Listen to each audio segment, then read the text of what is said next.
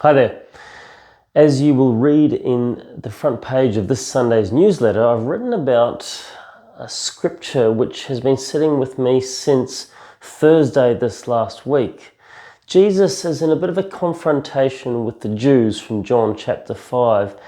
And in quite an accusatory tone, he says, "You do not know the sound of his," he means God's voice, "his word finds no home in you." Whew, what's going on there? Often the biblical writers portray a tension between Jesus and the religious authorities of his time. But the good news is that we can know the sound of the Lord's voice, and the Word who took flesh and dwelt among us, Jesus, can and does find a home in us. But as you'll also read in the front page of the newsletter, it comes down to prayer.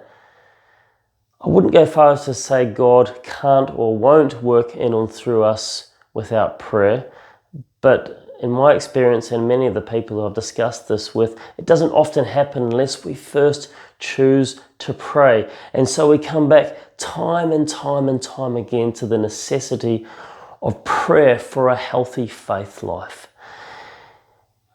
What's your prayer life like? Do you pray daily? Is your prayer confined to the prayers which you know by heart?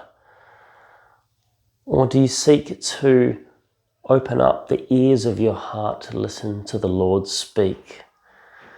There are lots of different ways to pray, but the most effective way to listen to or discern the sound of Jesus' voice is with the ears of our hearts when we open them up in stillness, silence, solitude, and most effectively through Scripture, by sitting with, meditating on, and reading the Word of the Lord, our primary source of revelation, God revealed to us. Friends, this is how the Word finds a home in our hearts when we say yes to the beautiful challenge of daily personal private prayer, spending time with the Lord. I challenge you this week to set aside some time to pray.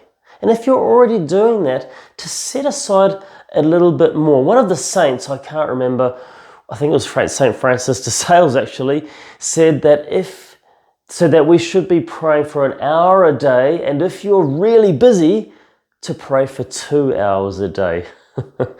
That's really challenging. But there's nothing better, nothing more refreshing and nourishing than spending time with the Lord, wasting time with the Lord, even in prayer. May God bless your efforts this week.